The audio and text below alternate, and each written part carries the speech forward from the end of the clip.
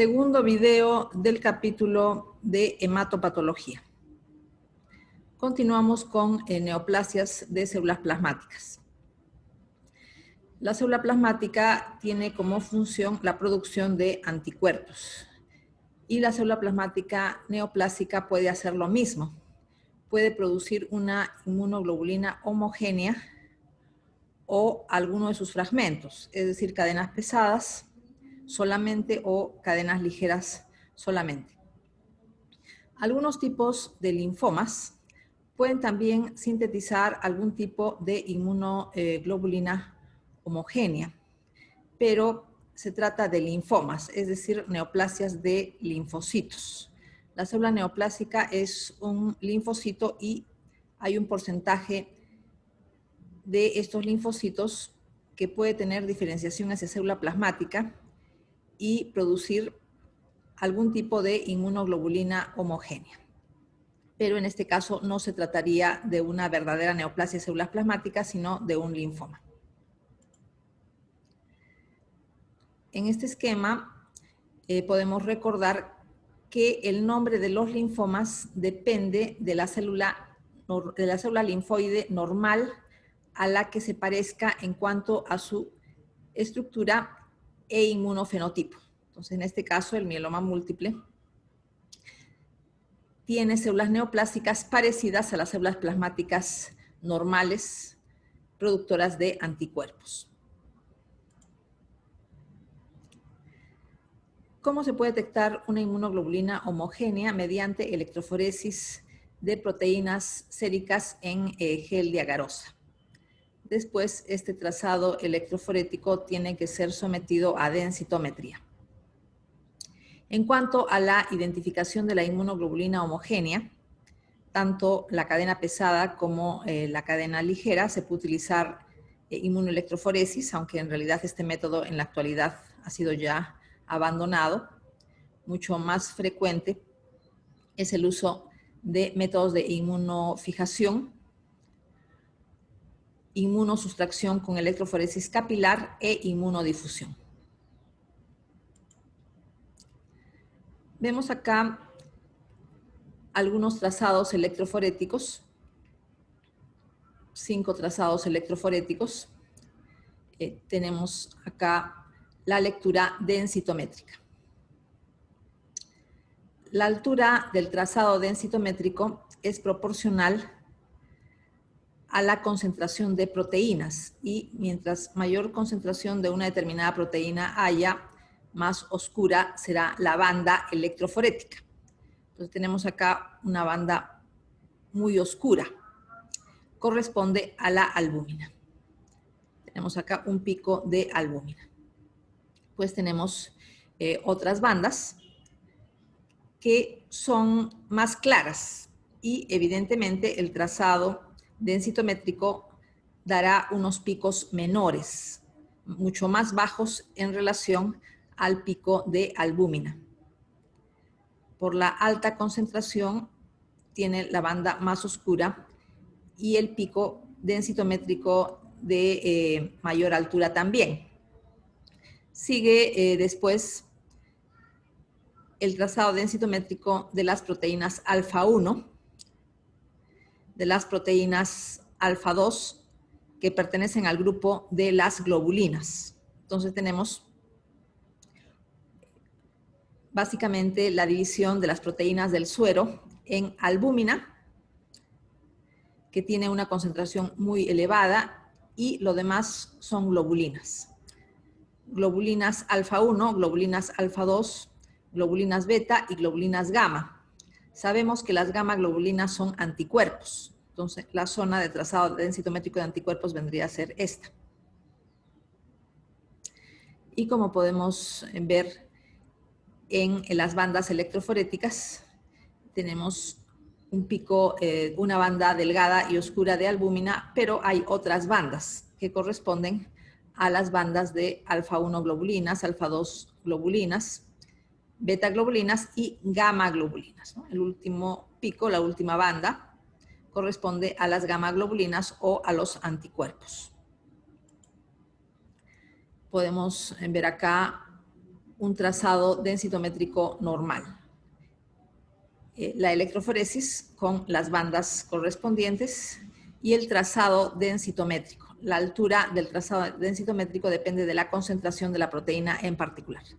Tenemos acá el pico de albúmina, globulinas alfa 1, globulinas alfa 2, beta globulinas y gamma globulinas, que es la zona de los anticuerpos. Es un trazado normal. La altura del pico de gamma globulinas no es muy elevado y está ensanchado. Eso es lo normal.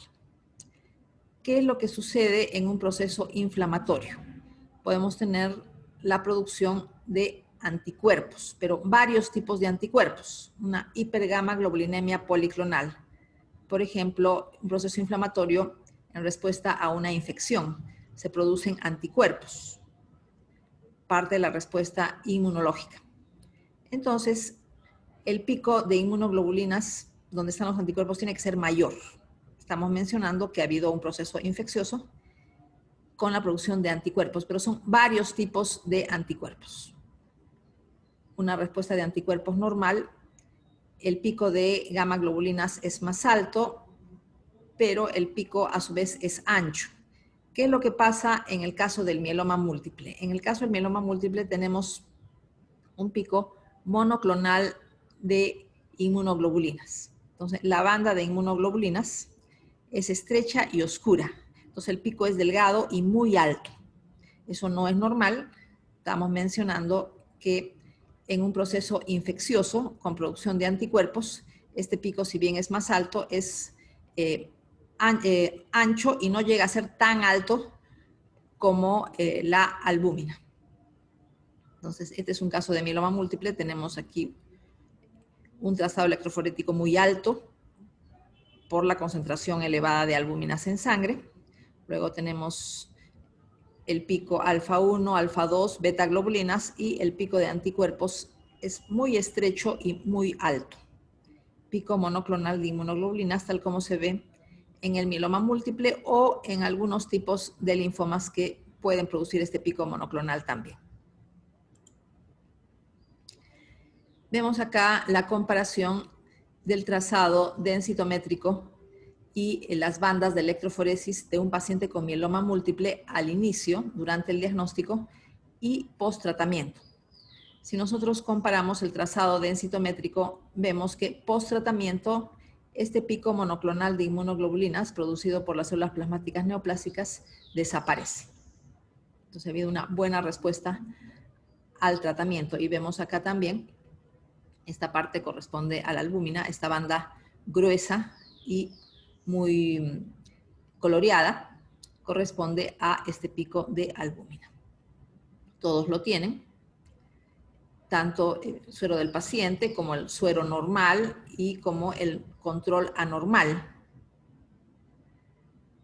Pero en cuanto a lo que es el pico de inmunoglobulinas, lo tiene en este caso el suero del paciente, es este, porque estamos mencionando que esta es la albúmina, este pico corresponde a la albúmina.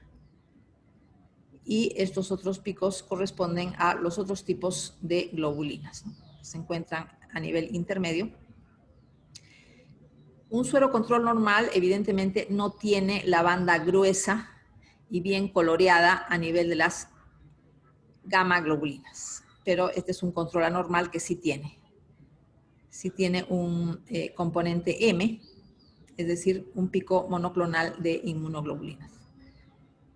Y después, post-tratamiento, este pico desaparece. Vemos en el trazado densitométrico ya no se ve este pico elevado y delgado de las inmunoglobulinas o de las gamma globulinas debido al tratamiento. Esquemas electroforéticos de un suero normal y de un paciente con mieloma, ¿no? Entonces, en este caso, tendríamos acá el resultado en un mieloma y aquí lo normal. Entonces, ¿qué es lo que nos llama la atención acá? Nosotros tenemos una banda oscura, albúminas, una banda oscura, albúminas, y lo normal es que la zona de las gamma globulinas no tenga una banda coloreada estrecha. como en este caso. En este caso, sí hay una banda muy coloreada en la zona de las gamma globulinas. Entonces, este es el caso de un mieloma múltiple, un pico monoclonal a nivel de las gamma globulinas. El trazado electroforético normal tendría que mostrar una banda muy ancha y no muy coloreada. Estos son los otros picos, alfa 1, alfa 2 y beta globulinas. Ahora, ¿qué tipo de inmunoglobulinas? En el caso del paciente con mieloma múltiple.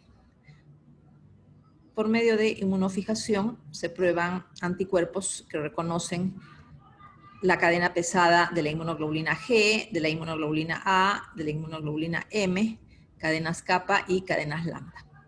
Vemos que solo se marca la inmunoglobulina G. Quiere decir que este pico monoclonal está constituido por inmunoglobulinas de tipo G. Y hay solo un tipo de cadena ligera, es un pico monoclonal, solo cadenas ligeras kappa, cuando lo normal es que haya una distribución similar, no igual, similar entre inmunoglobulinas que tienen como cadenas ligeras las kappa y las lambda. Existen las dos posibilidades, eso es lo normal. Y también un suero normal no tiene una banda muy coloreada y estrecha de inmunoglobulina G, como el paciente de mieloma múltiple, sino esta banda es más ancha y no es tan coloreada. Normalmente los pacientes no solo tienen inmunoglobulina G en el suero, tienen también inmunoglobulina A e inmunoglobulina M, pero en el caso del paciente con mieloma prácticamente no se encuentra inmunoglobulina A ni inmunoglobulina M.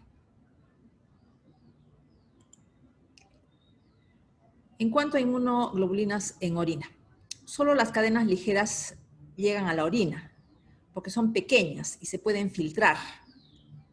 La membrana glomerular no permite que se filtren anticuerpos completos, o sea, los que tienen cadenas ligeras y cadenas pesadas a la vez, o tampoco permite que se filtren solo cadenas pesadas. Por el tamaño, solo se pueden filtrar cadenas ligeras. Aparecen en la orina, se llaman proteínas de Bence-Jones. Pero estas proteínas de Bence-Jones son tóxicas para los túbulos renales. Entonces, en algún momento hay tanto daño renal que incluso las cadenas ligeras dejan de filtrarse. Pero eso es después de haber tenido la enfermedad por bastante tiempo. Una complicación del mieloma múltiple o de las neoplasias de células plasmáticas en general es la presencia de amiloidosis primaria. Vemos una proteinuria no selectiva a predominio de albúmina. Es consecuencia del daño renal.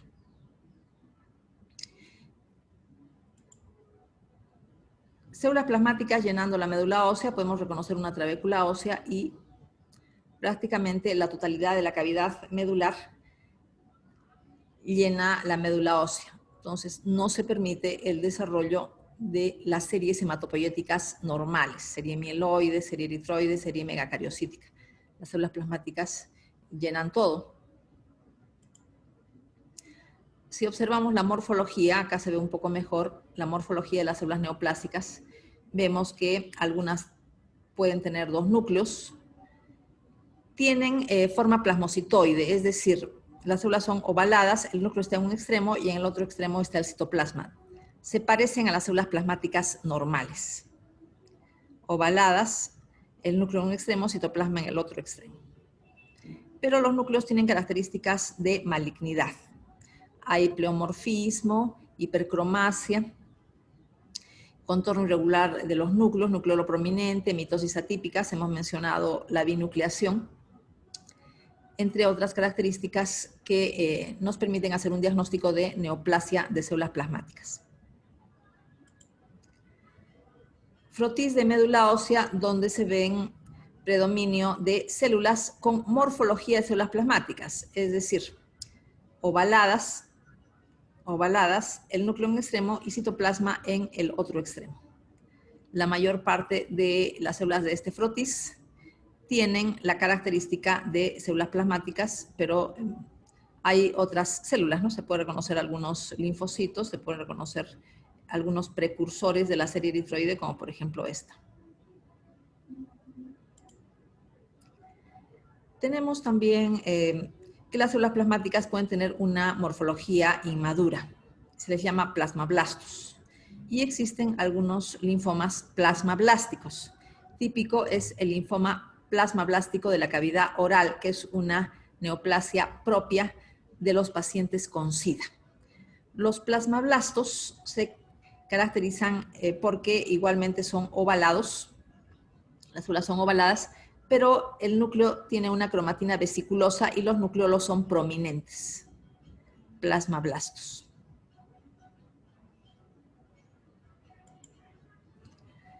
Frotis de médula ósea en el que podemos ver células con morfología plasmocitoide ovaladas, núcleo en un extremo, citoplasma en el otro extremo.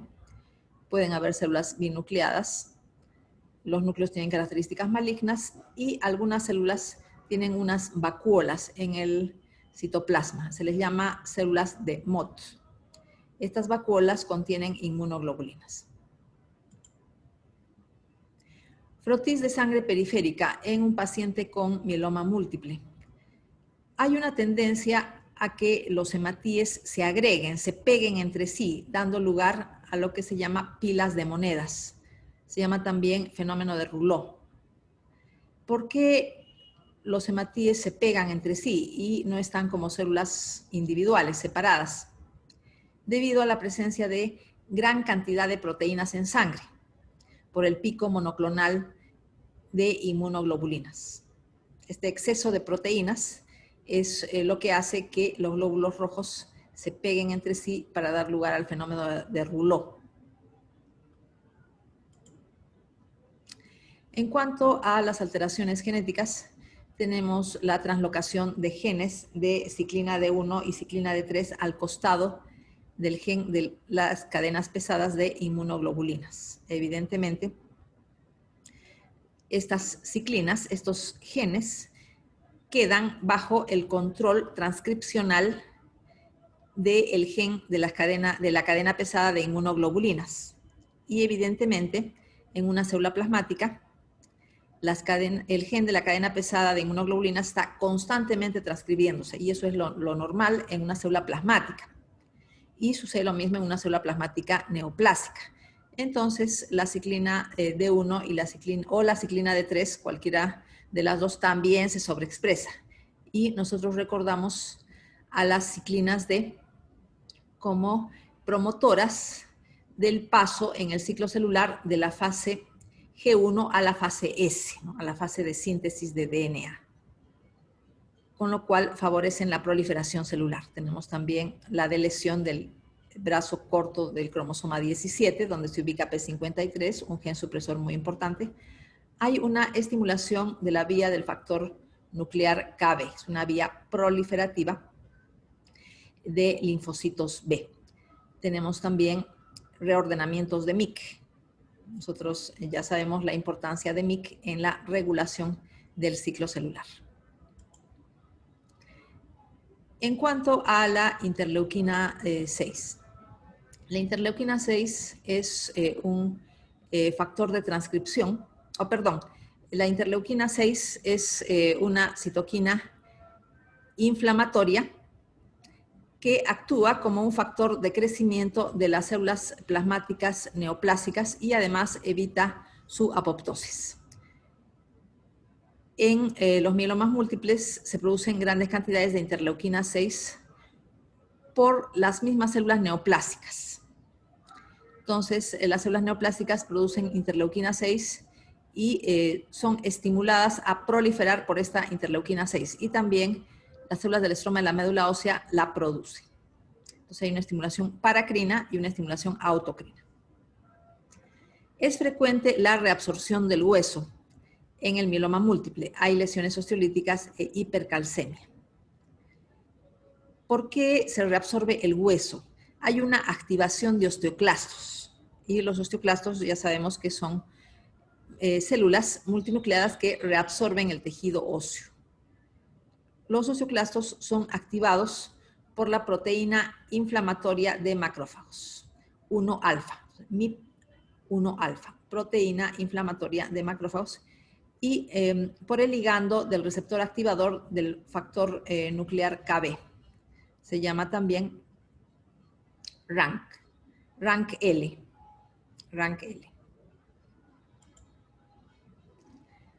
Acá podemos ver un esquema en el cual los osteoclastos se activan para empezar a reabsorber el hueso, causando lesiones osteolíticas. Y este hueso destruido hace que el calcio aumente en la sangre periférica y tenemos hipercalcemia.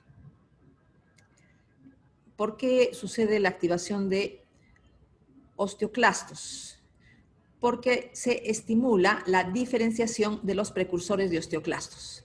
Hemos hablado de la activación de osteoclastos por la proteína inflamatoria de macrófagos 1-alfa y también por el ligando de RANK. El ligando de RANK que es producido por las células del estroma de la médula ósea actúa sobre el receptor correspondiente en los precursores de osteoclastos. Esta interacción estimula la vía del factor nuclear Kb, lo cual da lugar a la diferenciación de estos precursores de osteoclastos, dejando osteoclastos activos para la reabsorción de hueso. En este esquema podemos ver que el factor estimulador de colonias monocitarias o macrofágicas produce esta misma diferenciación, estimulando la vía del factor nuclear Kb. Hay un mecanismo que contrarresta esta reabsorción ósea, dado por la molécula osteoprotegerina. Esta molécula osteoprotegerina es producida por osteoblastos y células del estroma de la médula ósea también. Se une al ligando de RANK y evita que tome contacto con el receptor para producir la activación correspondiente. En radiografía de huesos del cráneo podemos observar lesiones osteolíticas, lesiones radiolúcidas. Ya hemos visto la estimulación de la reabsorción ósea y la hipercalcemia que se producen en las neoplasias de células plasmáticas. Acá vemos lo mismo, una lesión osteolítica grande, de forma redondeada. Como es redondeada, se les describe como lesiones en saca bocado. Se puede producir en el cráneo, pero también se producen en otros huesos fundamentalmente planos. Tenemos tenemos los huesos de la pelvis, tenemos el fémur, columna vertebral, costillas, fundamentalmente. En cuanto al inmunofenotipo, las células plasmáticas son positivas para CD38 y CD138. Los marcadores de linfocitos B pueden ser negativos. El antígeno leucocitario común es negativo también. Se ha tenido buena respuesta con inhibidores del proteasoma. Nosotros podemos recordar al proteasoma como componente del sistema ubiquitina-proteasoma de marcación y destrucción de proteínas, fundamentalmente marcación y destrucción de proteínas mal plegadas. Consecuencia de las lesiones osteolíticas: reabsorción ósea, debilitamiento de los huesos, dolor óseo, fracturas patológicas, y el calcio de los huesos destruidos pasa a la sangre, por lo que hay hipercalcemia. Otras manifestaciones: insuficiencia renal. Hemos mencionado que las cadenas ligeras de inmunoglobulina son filtradas y hay un daño tubular. Anemia, eso es evidente. Hemos visto cómo las células neoplásicas llenan la médula ósea y no permiten el desarrollo de las series hematopoyéticas normales. Tenemos también predisposición a infecciones. Hay una deficiencia de inmunoglobulinas normales. Se produce fundamentalmente una inmunoglobulina monoclonal que no ayuda en el combate a infecciones. Gamopatía monoclonal de significado incierto. En este caso hay una inmunoglobulina homogénea en el suero, pero su concentración es menor a 30 gramos por litro o 3 gramos por decilitro. En el caso del mieloma múltiple, esta concentración es mayor. No hay signos clínicos ni síntomas, pero puede progresar a mieloma múltiple. Mieloma sintomático o mieloma quiescente. En este caso hay un pico monoclonal en el suero mayor a 30 gramos por litro o 3 gramos por decilitro, o células plasmáticas en médula ósea entre 10 y 30%. Por encima de 30% ya hablamos de mieloma múltiple. Pero el mieloma sintomático o mieloma creciente puede progresar a mieloma múltiple en toda su magnitud, es decir, dando ya un cuadro clínico. Dejamos lo que son neoplasias de células plasmáticas y pasamos al linfoma linfoplasmacítico.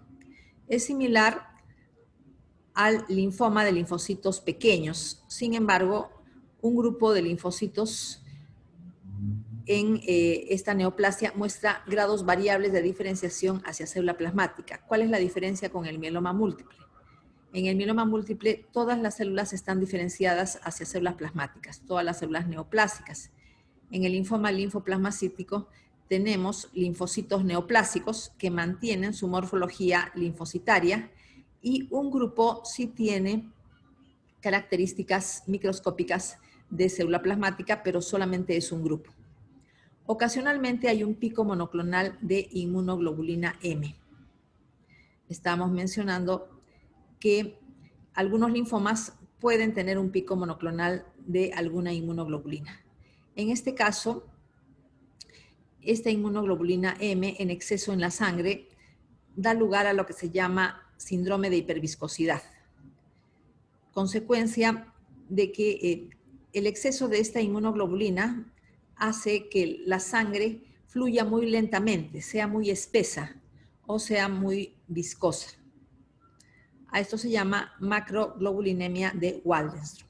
Entonces, en la macroglobulinemia de Waldenström, el pico monoclonal tiene que ser de inmunoglobulina M, de manera específica. Diferencia con el mieloma múltiple ya mencionamos, ¿no? Ya mencionamos que no toda la población neoplásica está diferenciada hacia célula plasmática en el linfoma linfoplasmacítico. No hay reabsorción ósea, tampoco hay hipercalcemia. Igualmente, la insuficiencia renal es rara. Entonces, estas son diferencias con respecto al mieloma múltiple. Hay compromiso de médula ósea, de ganglios y vaso. En esta fotografía podemos ver linfoma linfoplasmacítico. Linfocitos neoplásicos tienen la morfología linfoide, pero un grupo, hay algunos de estos linfocitos neoplásicos que tienen características de célula plasmática, es decir, células ovaladas, núcleo en un extremo y citoplasma en el otro extremo, y núcleo en rueda de carreta, tal como se describe en las células plasmáticas. Pero hemos dicho que no toda la población tiene esta diferenciación. En el linfoma linfoplasmacítico podemos ver también cantidades grandes de células cebadas o mastocitos, entremezcladas con las células del linfoma. Síndrome de hiperviscosidad sanguínea, mencionábamos que el exceso de inmunoglobulina M hace que la sangre sea muy espesa, muy viscosa y circule lentamente. Las consecuencias de esto: sangrado oronasal. La inmunoglobulina M en exceso forma complejos con factores de coagulación. Entonces, no permite que estos factores de la coagulación intervengan en la coagulación normal, en la cascada normal de coagulación. Por eso hay sangrado. Alteraciones visuales, visión borrosa, trombosis de venas retinianas, hemorragias y exudados retinianos, edema de papila. Los procesos trombóticos son fáciles de comprender al tener la sangre una circulación con una velocidad disminuida debido a la hiperviscosidad. Alteraciones neurológicas, igualmente, por la tendencia a trombosis a nivel de vasos cerebrales y por la circulación lenta de la sangre. Las alteraciones neurológicas están constituidas por cefalea, vértigo, sordera, ataxia, diplopia, trombosis o hemorragias cerebrales. Otras características: anemia por compromiso de médula ósea. Sabemos que las células linfomatosas, al ocupar espacios grandes en la médula ósea, no permiten el desarrollo de las series hematopoyéticas normales. Tenemos también crioglobulinemia con o sin anemia hemolítica. Crio significa frío y crioglobulinemia quiere decir que la inmunoglobulina monoclonal se une a hematíes a temperaturas por debajo de 37 grados centígrados y puede fijar complemento, dando lugar a hemólisis. Entonces, la anemia hemolítica puede ser parte de la crioglobulinemia. En algunos casos, la inmunoglobulina M, como estábamos mencionando, se une a los hematíes a temperaturas por debajo de 37 grados centígrados. En cuanto al inmunofenotipo, es un linfoma B. Linfoplasmacítico es un linfoma de linfocitos B. La población que tiene diferenciación plasmocitoide puede tener marcadores de células plasmáticas. Ya mencionamos marcadores de células plasmáticas, tales como el CD38 y el CD138. Dejamos el linfoma linfoplasmacítico y pasamos al linfoma de células del manto, también dentro del grupo de los linfomas de linfocitos B. Afecta de manera preferente a varones de la tercera edad. Se presenta como una linfadenopatía generalizada, o sea, varios grupos ganglionares afectados por el linfoma al mismo tiempo y esplenomegalia. Compromiso frecuente de médula ósea, hasta el 25% presenta una fase leucémica, es decir, aparte de las masas de linfoma, en ganglios y en vaso, hay un compromiso de médula ósea con linfocitos neoplásicos circulando en sangre periférica. Cuando compromete el tubo digestivo, da lugar a masas múltiples. Cuando un linfoma en el tubo digestivo da lugar a varios tumores, se llama poliposis linfomatosa. Esta forma de comprometer el tubo digestivo, varios tumores al mismo tiempo, es típico tanto del linfoma de células del manto como del linfoma folicular. Inmunofenotipo, se trata de un linfoma de linfocitos B. Entonces tiene marcadores de linfocitos B, CD19, CD20, CD22 y además CD5. El CD5 es muy típico del linfoma de células del manto y es CD10 negativo. Alteración molecular típica. Translocación 11q13, 14q32. Nosotros recordamos a esta ubicación. Cromosoma 14, brazo largo, región 32. Aquí está el gen de la cadena pesada de inmunoglobulinas. En el cromosoma 11, brazo largo, región 13, está la ciclina D1.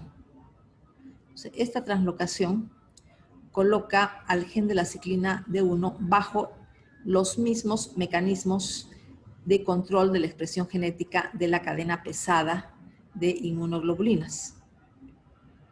Entonces, al igual que se sintetizan inmunoglobulinas, también se sintetiza ciclina D1. Y ya sabemos la importancia de la ciclina D1 en el progreso de las células a lo largo del ciclo celular.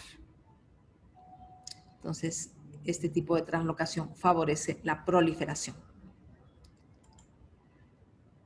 El linfoma de células del manto es un linfoma indolente e incurable. La sobrevida después del diagnóstico, incluso con tratamiento agresivo, es de 2.5 a 4 años, es decir, es un linfoma de mal pronóstico. Tiene una variedad que se llama variedad blástica o variedad blastoide. El inmunofenotipo es igual, pero los núcleos son más grandes, la cromatina es más laxa y hay una elevada tasa mitótica. El linfoma de células del manto, en el cual podemos ver el centro germinativo atrófico y la zona del manto que rodea al centro germinativo está expandida. Eso se puede ver en el linfoma de células del manto. Tenemos que recordar que en la zona del manto se encuentran linfocitos B vírgenes, es decir, que no han entrado en contacto con antígenos. Los linfocitos neoplásicos en el linfoma de células del manto tienen un contorno irregular, pueden tener indentaciones, pueden tener muescas o indentaciones. La cromatina es condensada y faltan los prolinfocitos. Recordamos que los prolinfocitos son típicos del linfoma de linfocitos pequeños y los centroblastos son más bien típicos del linfoma folicular, pero también recordamos que los centroblastos se pueden ver en el linfoma difuso de células grandes B. Variedad blastoide o variedad blástica del linfoma de células del manto. Abundantes mitosis, una característica de esta variedad, tiene peor pronóstico. Y la atipia de los linfocitos es mayor, hay mayor pleomorfismo. Los núcleos no tienen la cromatina con el grado de condensación de la variedad usual del linfoma de células del manto. Pasamos a linfoma de la zona marginal.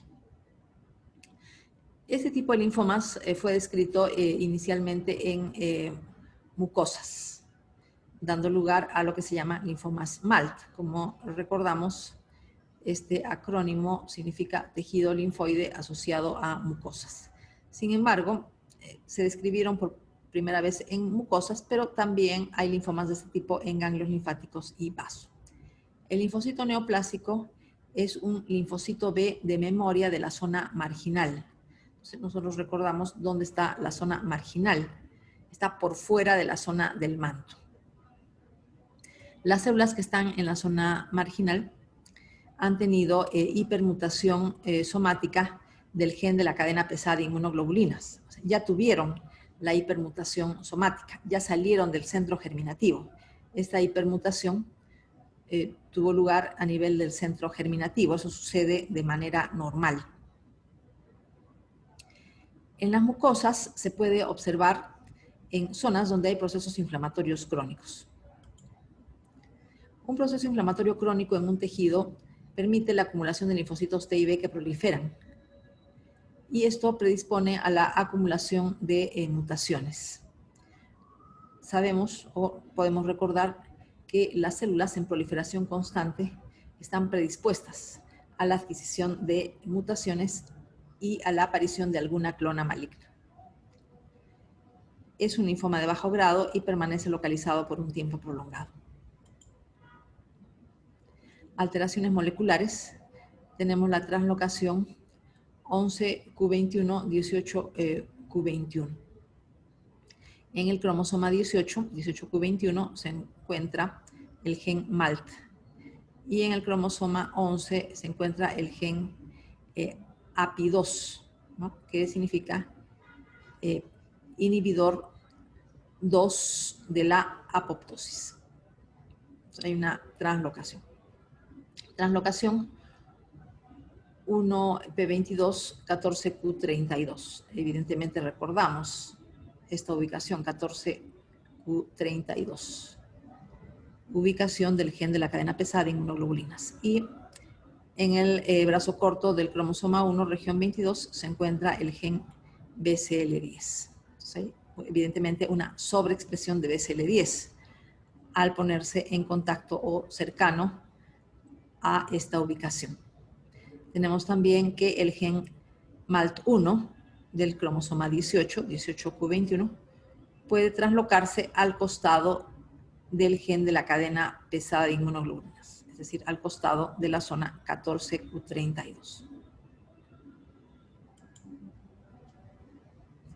Otras localizaciones del linfoma de la zona marginal. Tenemos el MALT, linfoma MALT, o linfoma de la zona marginal de la glándula salival. Hay una predisposición en los pacientes que sufren síndrome de Sjögren. linfoma de la zona marginal o linfoma mal de la tiroides. Hay una predisposición en pacientes que sufren tiroiditis de Hashimoto. Los linfocitos neoplásicos infiltran el epitelio glandular. Eso se llama lesión linfoepitelial. Y se puede ver en los linfomas MALT. Podemos ver acá un corte histológico donde se pueden ver los centros germinativos, las zonas del manto y por fuera la zona marginal. La zona marginal está expandida. Eso se puede ver en los linfomas de la zona marginal.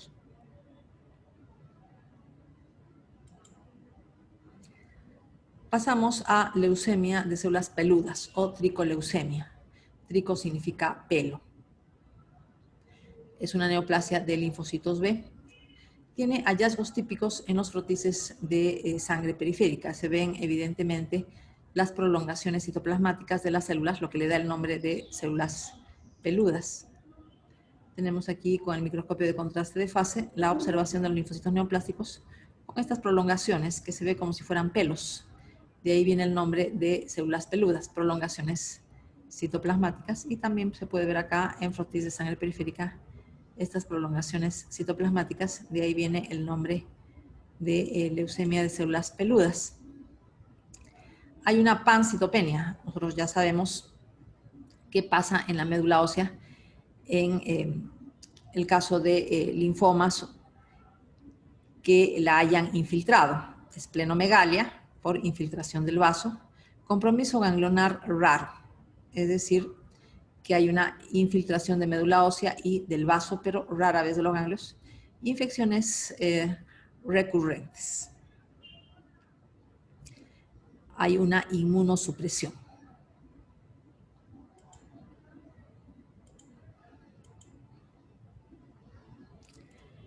En la médula ósea hay una fibrosis difusa, abundantes fibras de reticulina y escaso colágeno, frecuente la punción seca. Hay tanta fibrosis en el caso de la tricoleucemia en la médula ósea que cuando se toma una muestra de aspirado de médula ósea no se obtiene muestra, no hay muestra, se llama punción seca debido a la fibrosis. Se tiene que recurrir, por lo tanto, a la biopsia de hueso. En el caso del vaso, las células neoplásicas se concentran en la pulpa roja y la pulpa blanca es atrófica. La célula neoplásica es un linfocito B de memoria. Como se trata de un linfoma de linfocitos B, entonces las células neoplásicas son positivas para marcadores B, CD19, CD20, pero tiene algunos antígenos propios que diferencian a esta entidad de otros tipos de linfomas. Las células neoplásicas en la tricoleucemia son positivas para CD11C, que es un componente de las moléculas de adhesión tipo integrina que se encuentran en monocitos. CD11C forma parte de las integrinas de monocitos. CD25, que es un receptor de interleuquina 2, CD103 y anexina A1. Dejamos todo lo que son los linfomas de linfocitos B. Hemos hablado de linfomas de linfocitos B maduros. Antes de eso, hablamos de linfomas de linfocitos T y B inmaduros. Linfomas inmunoblásticos de tipo B y tipo T. Perdón, linfomas linfoblásticos tipo B y tipo T. No inmunoblásticos, sino linfomas linfoblásticos tipo B y tipo T, que son neoplasias de células inmaduras. Después hablamos de neoplasias de linfocitos B maduros. Ahora pasamos a ver neoplasias de linfocitos T y NK maduros también. En cuanto a las neoplasias de linfocitos T y NK, tenemos que decir que son la minoría en relación a los linfomas de linfocitos B. Del total de linfomas no Hodgkin, 85% corresponden a linfocitos B, o sea, predominan. Y solo 15% corresponde a linfocitos T y NK. Entonces, la proporción es mucho menor, son mucho menos frecuentes los linfomas de células T y NK. En el caso de linfomas de células T periféricas, tenemos los marcadores de células T, así como hemos visto marcadores de células B, CD19, CD20, CD22, CD79A, marcadores de células B, marcadores de células T, CD2, CD3, CD5. Tenemos que recordar que algunos linfomas son CD5 positivo. Podemos recordar, por ejemplo, linfoma de células del manto y linfoma de linfocitos pequeños. Pero el CD5 es un marcador de linfocitos T, pero hemos visto que algunos linfomas de linfocitos B, tales como los que he mencionado, son CD5 positivos, pero en este caso expresan marcadores T de manera aberrante. Es parte de su anormalidad expresar un marcador de células T a pesar de que son linfomas B. La expresión de CD4 y CD8 es variable. Linfoma de células T periféricas. Linfoma de células T periféricas se refiere a linfoma de células T maduras, para diferenciar de los linfomas linfoblásticos. En cuanto a características microscópicas particulares, las células neoplásicas se acompañan con frecuencia de células inflamatorias benignas, eosinófilos, histiocitos. Es una consecuencia de la secreción de citoquinas quimiotácticas por los linfocitos T neoplásicos. Esto es una diferencia con los linfomas B. Las vénulas son prominentes. También otra diferencia con los linfomas B. Los núcleos de los linfocitos neoplásicos tienen contornos irregulares y aspecto plegado. Pueden haber células multinucleadas. Podemos ver acá una fotografía en la cual podemos ver los núcleos de forma irregular. Y hay pleomorfismo, núcleos de diferentes formas y tamaños. Y pueden haber células normales como células plasmáticas, macrófagos y linfocitos normales. Eosinófilos también, ya hemos visto la causa, ¿no?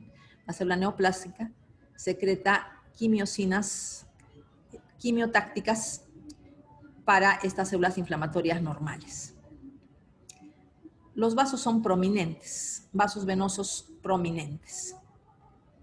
Es otra característica de los linfomas B, igualmente, perdón, de los linfomas T, igualmente una diferencia con los linfomas B.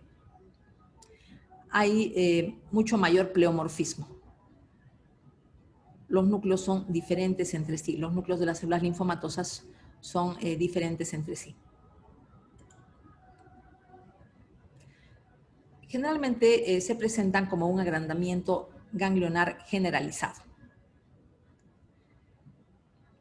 en comparación con la presentación de un grupo ganglionar aislado, que eso es más bien propio de los linfomas de linfocitos B, aunque también hemos visto que algunos linfomas de linfocitos B se pueden presentar como una linfadenopatía generalizada. En cuanto al cuadro clínico, puede haber rash cutáneo, anemia hemolítica autoinmune, hipergamaglobulinemia, eosinofilia, prurito, fiebre y pérdida de peso.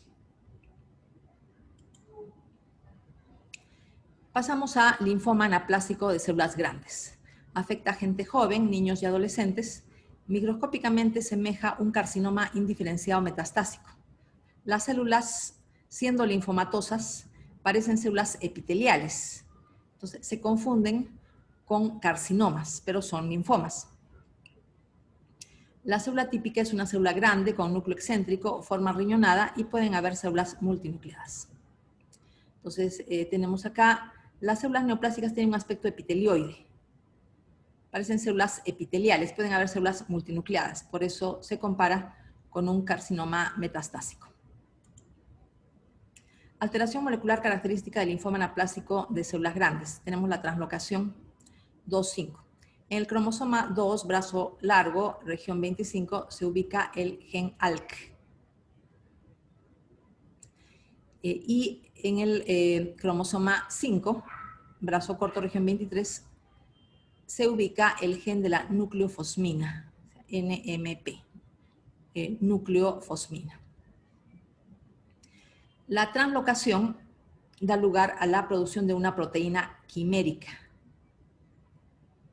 NPM-ALK, o sea, se fusionan siendo proteínas independientes. En su ubicación normal son proteínas independientes, pero debido a la translocación se forma una sola proteína grande que la denominamos proteína quimérica. Funciona como quinasa constitutivamente activada y favorece de manera constante la proliferación celular. El linfoma anaplásico de células grandes, tenemos la tinción inmunistoquímica positiva. Vemos la coloración marrón en el citoplasma. Esa es una tinción positiva para ALK. Podemos ver que los núcleos se colorean de azul por la hematoxilina, pero los citoplasmas se colorean de marrón. Quiere decir que la prueba de inmunistoquímica es positiva y se está probando la proteína ALK. El linfoma anaplásico de células grandes es un linfoma agresivo de alto grado y tiene una buena respuesta a la quimioterapia. En cuanto al inmunofenotipo, es un linfoma que tiene positividad para marcadores T como CD2, CD3, CD4 y CD7. Generalmente CD8 y CD5 negativo. Los que no tienen marcadores T pueden tener marcadores NK. Marcadores de linfocitos NK, CD16 y CD56. Hay un marcador característico del linfoma anaplásico de células grandes, que es el CD30. Entonces, tenemos dos marcadores que pueden ser útiles para confirmar un diagnóstico de linfoma anaplásico de células grandes, que es ALK y CD30. Hay positividad de estos dos marcadores por inmunohistoquímica. Leucemia linfoma de células T del adulto es una consecuencia de una infección viral. El virus es HTLV1. Infecta células maduras CD4 positivos. Entonces nosotros recordamos que el virus del SIDA también infecta células T maduras CD4 positivas. ¿Cuál es la diferencia?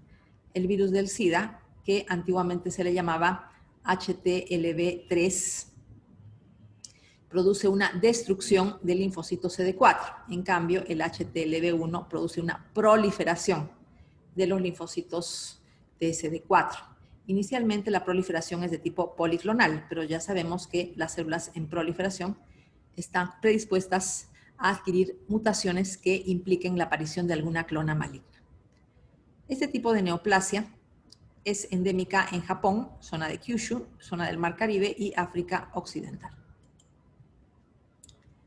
En cuanto a las presentaciones clínicas de la leucemia linfoma de células T del adulto, este término leucemia linfoma nos hace pensar que pueden haber masas en ganglios o en algún otro tejido y también hay un compromiso de médula ósea con presencia de linfocitos malignos en la sangre, ¿no? Entonces, leucemia linfoma, quiere decir que se ven las dos presentaciones.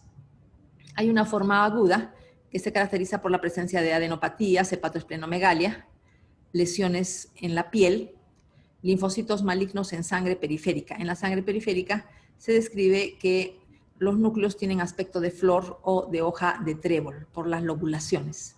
Hay además hipercalcemia. Entonces, en este aspecto podemos recordar que se parecen al mieloma múltiple, que también tiene hipercalcemia. La forma aguda, por esta presentación diseminada, tiene mal pronóstico, rápidamente conduce a la muerte. Tenemos una forma linfomatosa. Evidentemente, la forma linfomatosa se presenta como tumores en los ganglios o también extraganglionares, con escasos linfocitos malignos en sangre periférica, forma linfomatosa. Tenemos una forma crónica en la que hay linfocitos malignos en sangre periférica con adenopatías, hepatomegalia y esplenomegalia leves. O sea, el compromiso general es menor. Si bien hay una distribución difusa de la neoplasia. Tenemos una forma asintomática, escasa linfocitosis maligna en sangre periférica, pocos linfocitos malignos en sangre periférica, adenopatías y esplenomegalias leves, ¿no? Y es asintomático. Es un compromiso de menor magnitud, menor gravedad. mencionábamos que la hipercalcemia es una característica de la leucemia linfoma de células T del adulto. Evidentemente, hipercalcemia significa reabsorción ósea, hiperactividad de osteoclastos. Hay una reabsorción del hueso y este calcio de los huesos reabsorbidos pasa a la sangre. Entonces tenemos hipercalcemia.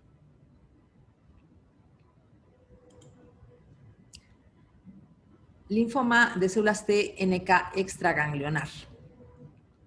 Se le llama también linfoma angiocéntrico. Hay una proliferación de linfocitos malignos que rodean vasos sanguíneos, causando necrosis por destrucción de estos vasos sanguíneos. Entonces, la necrosis es prominente en este tipo de linfomas angiocéntricos. Positividad para los marcadores de células NK, ya mencionamos CD16, CD56.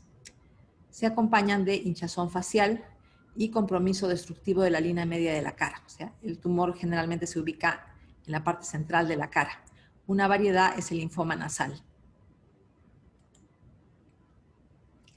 Pasamos a un tipo de linfoma cutáneo que se denomina micosis fungoides. Y esta micosis fungoides puede complicarse algunas veces con lo que se denomina síndrome de Sézary, que lo voy a explicar en las siguientes diapositivas. Este término micosis fungoides nos hace pensar, o por lo menos solo micosis, nos hace pensar en una infección por hongos, pero en realidad este nombre de micosis a la neoplasia es una consecuencia de que en el primer paciente en el que se describió se encontraban unos nódulos en la piel que parecían hongos comestibles. Los nódulos eran tumores de la piel y por lo que parecían a hongos comestibles, se denominó la neoplasia micosis fungoides. Evidentemente no tiene nada que ver con hongos, ¿no? Es un linfoma propio de la piel. Existen varios estadios. Hay un estadio de mácula con una erupción tipo eczema. En este estadio el diagnóstico es difícil porque parece un proceso inflamatorio de la piel. Pero después aparecen lesiones de mayor gravedad, pápulas o placas. Ya una biopsia de piel en un estadio de pápula o placa se diagnostica más fácilmente como linfoma y evidentemente cuando se observa nódulos o tumores tenemos ya el estadio linfomatoso completamente desarrollado y el diagnóstico es muy fácil en una biopsia. Solamente la biopsia da dificultades al inicio cuando tenemos una lesión tipo mácula. Los linfocitos neoplásicos expresan lo que se denomina antígeno linfoide cutáneo. Las siglas son CLA, antígeno linfoide cutáneo. Se puede observar en general en linfocitos neoplásicos de linfomas de piel y también en linfocitos que forman parte de infiltrados inflamatorios de piel. Este antígeno se une a E-selectina. Es una molécula de adhesión inducida preferencialmente en vénulas cutáneas. Entonces, favorece la ubicación de linfocitos en piel. Los linfocitos malignos tienen también receptores de quimiosinas, tales como CCR4 y CCR10, o sea, receptores de quimiosinas tipo CC.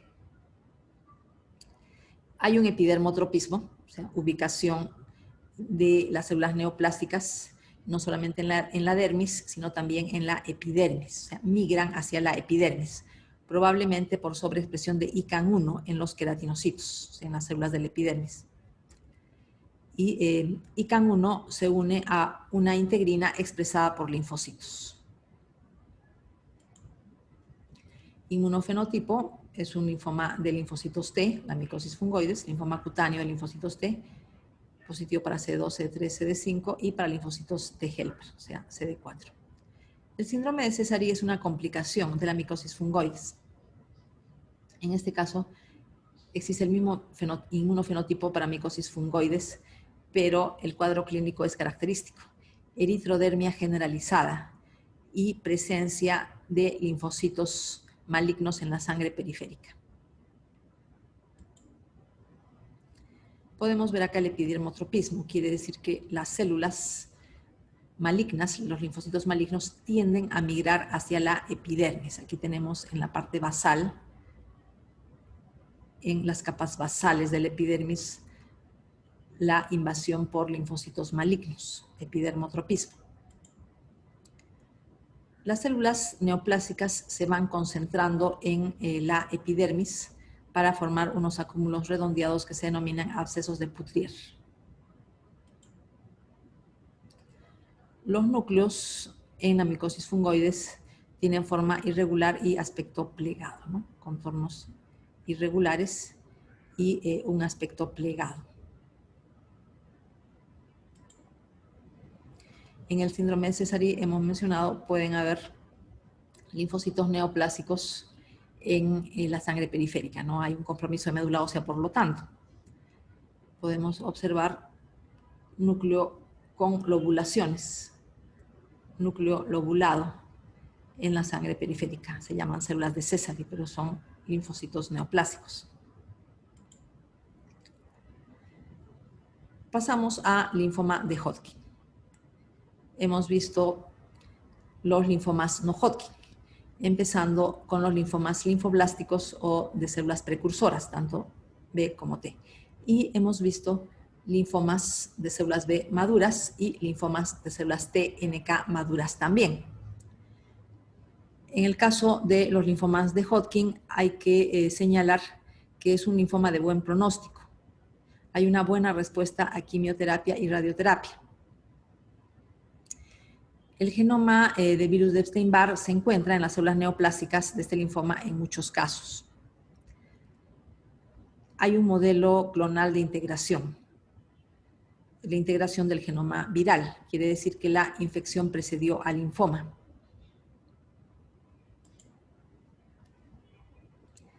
En países desarrollados, la curva de incidencia es bimodal. Tenemos un pico en la tercera década y otro después de los 50 años.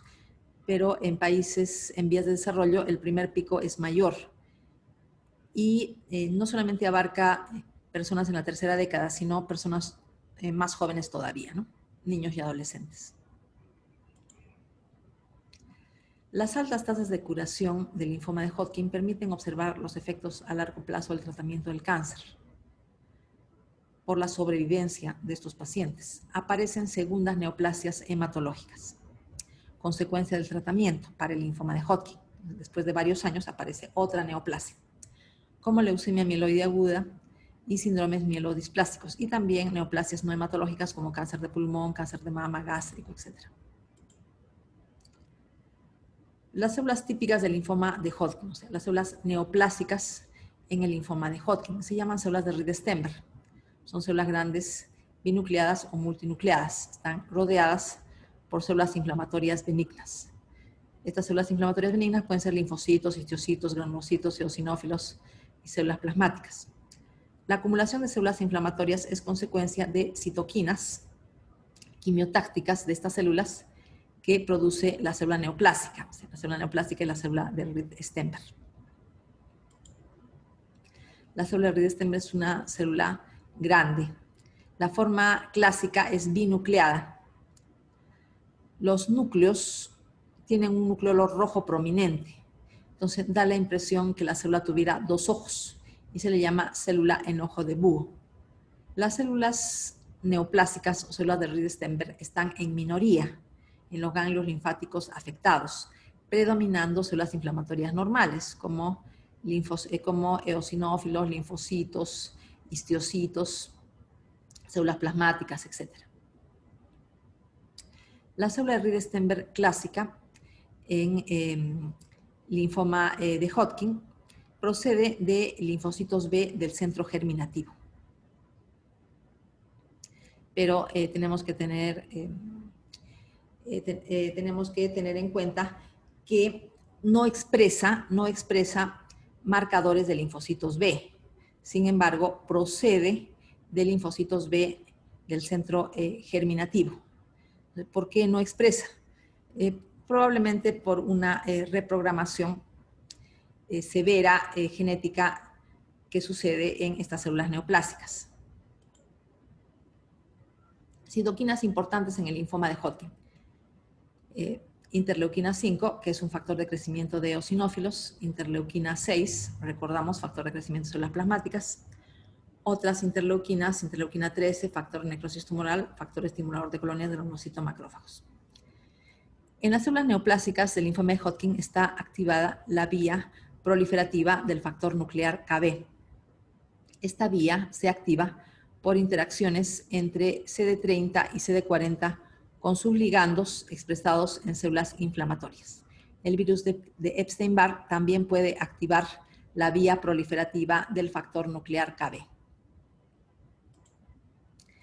Tenemos acá la importancia de la interacción entre el ligando CD30 de eosinófilos normales con la molécula CD30. Entonces, esta interacción favorece la activación de la vía proliferativa del factor nuclear Kb. Igualmente sucede con el ligando CD40. El ligando CD40 es expresado por linfocitos T.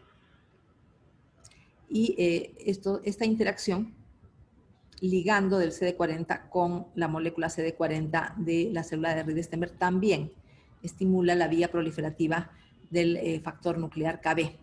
Tenemos otras interacciones. Tenemos una interacción de tipo autocrino. Interleuquina 13, producida por la célula de Ried-Stenberg, y al mismo tiempo dicha célula tiene receptor de interleuquina 13. Entonces tenemos aquí una estimulación autocrina.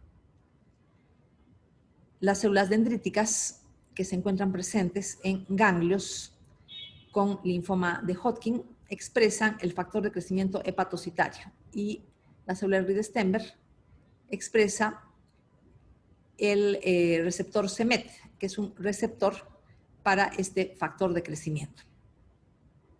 Tenemos además la producción de fibrosis. La célula de Ried-Stenberg puede producir citoquinas fibrogénicas, y vamos a ver una variedad, que es la variedad de esclerosis nodular, en la cual la fibrosis es importante.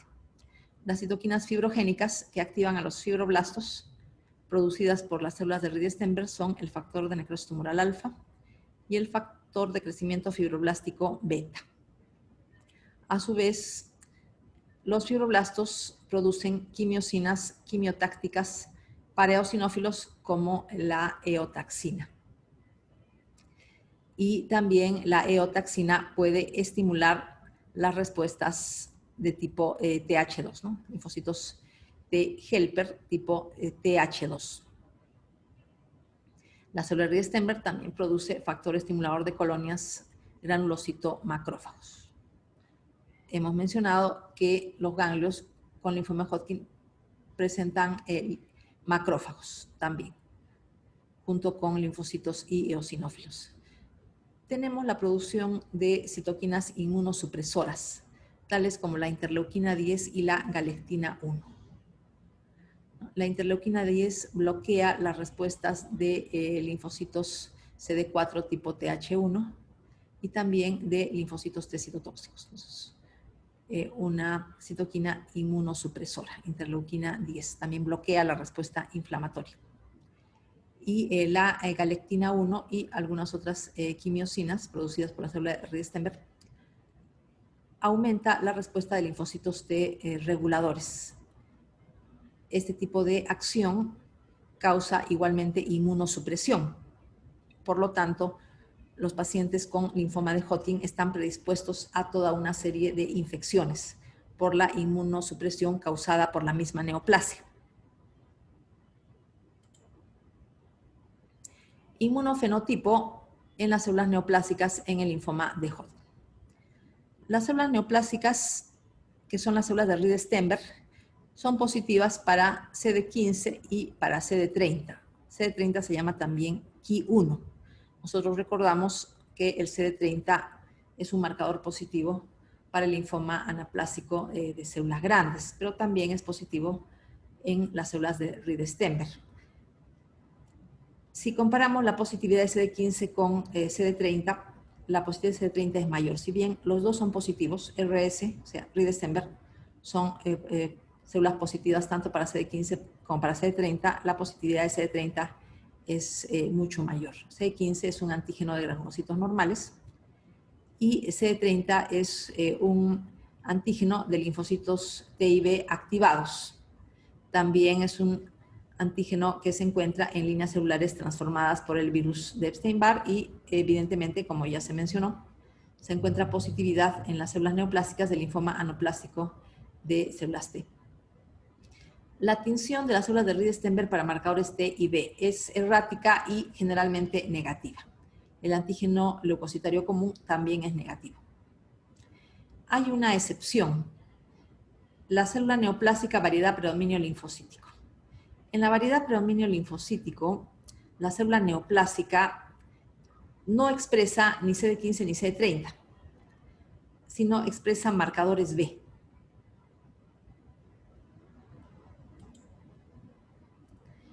Variante mononuclear de las células de Ried-Steinberg, también llamada célula de Hodgkin. En este caso, hay un solo núcleo y un solo nucleolo rojo prominente. Se llama célula de Hodgkin. No como la célula de Ried-Steinberg clásica, que tiene dos núcleos, cada núcleo con su nucleolo rojo prominente. Variedades del linfoma de Hodgkin. Tenemos dos grandes grupos, linfoma de Hodgkin clásico y linfoma de Hodgkin tipo predominio linfocítico. La diferencia. El inmunofenotipo de la célula neoplástica es diferente en los dos casos. Mencionamos Hodgkin clásico, célula de Ried-Steinberg, CD15 positivo, CD30 positivo. Linfoma de Hodgkin, predominio linfocítico. Positividad para marcadores de linfocitos B.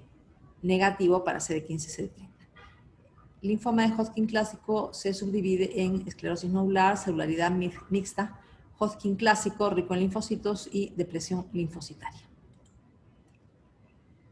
Linfoma de Hodgkin clásico, variedad de esclerosis nodular. Es la forma más frecuente. Hay presencia de bandas de colágeno que dividen al ganglio en secciones. O sea, la fibrosis es prominente, ya hemos visto que la célula de Ried-Steinberg secreta citoquinas fibrogénicas, tales como el factor de crecimiento fibroblástico básico. Tenemos además en esta variedad las variantes lacunares de las células de Ried-Steinberg. Vamos a observar, bueno, aquí tenemos las variantes lacunares.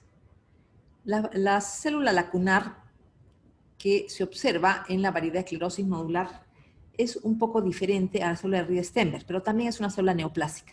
Aparte de la célula de Ried-Steinberg, en la forma esclerosis nodular tenemos las células lacunares que tienen núcleos que no presentan el nucleolo rojo prominente de la célula de Ried-Steinberg clásica ni de la célula de Hodgkin. Se llaman lacunares porque el citoplasma se retrae y da la impresión que la célula estuviera rodeada de espacios vacíos. Es un artefacto, simplemente el citoplasma se retrae. Mencionábamos que en la variedad esclerosis nodular, por la producción de citoquinas fibrogénicas, se producen bandas de fibrosis en el ganglio.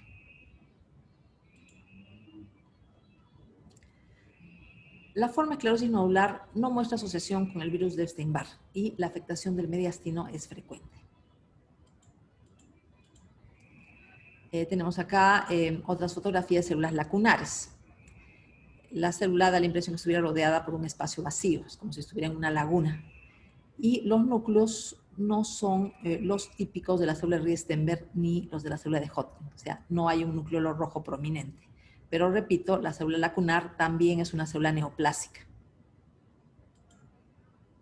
Linfoma de Hodgkin clásico, variedad celularidad mixta, es el que tiene una mayor asociación con el virus de Epstein-Barr. Hasta el 70% de casos tienen material genético del virus de Epstein-Barr en las células neoplásicas, o sea, en las células de Ried-Steinberg.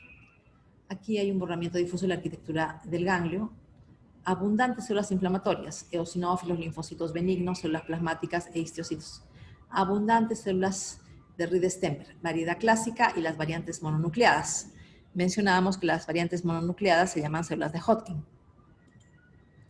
Tenemos acá variedad celularidad mixta, célula de Ried-Steinberg clásica, célula grande, dos núcleos, cada núcleo un núcleo rojo prominente, da la impresión que la célula tuviera dos ojos. se llama célula en ojo de búho, célula de Hodgkin, un solo núcleo con un nucleolo prominente, célula de Hodgkin, nucleolo rojo prominente. Linfoma de Hodgkin clásico, variedad rica en linfocitos. Las células benignas que acompañan a las células neoplásicas en su mayor parte son linfocitos. Pero se llama variedad rica en linfocitos. Y no hay los otros tipos de células plasmáticas, tipo eosinófilo, célula plasmática, eosinófilo, histiocito, sino que acompañando a las células neoplásicas fundamentalmente encontramos linfocitos. Se puede confundir con el tipo predominio linfocítico. ¿Cómo se hace la diferencia? Hemos dicho que el inmunofenotipo de las células de Reed-Sternberg es diferente en el linfoma de Hodgkin tipo predominio linfocítico en relación con el linfoma de Hodgkin clásico. Ya se mencionó las diferencias. Hasta en el 40% esta variedad tiene células malignas con material genético del virus de Epstein-Barr. Linfoma de Hodgkin clásico, variedad de presión linfocitaria. Este es el subtipo más raro, peor pronóstico, se asocia a infección por el virus de Epstein-Barr.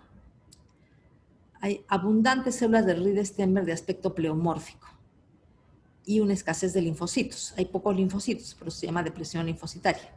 Es una variedad frecuente en adultos de tercera edad y en pacientes con SIDA. Característica típica del linfoma de Hodgkin tipo predominio linfocítico. Las células neoplásicas son particulares, se les llama también células linfohistioides, células LH o células en POCOR.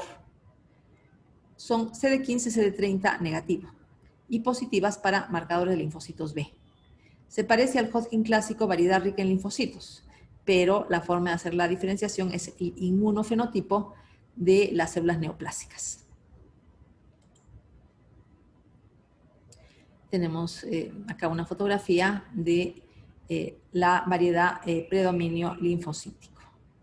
Las células neoplásicas no son las Reed-Sternberg clásicas, sino son las células LH o células en POCOR con núcleos plegados, y por inmunistoquímica hay una forma fácil de diferenciar la célula de Reed-Sternberg de la célula neoplásica del predominio linfocítico.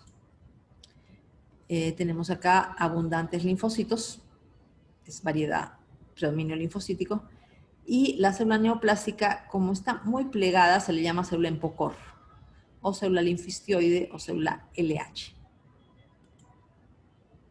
Tenemos acá también el núcleo plegado. Mencionamos que esta célula se le llama células en POCOR.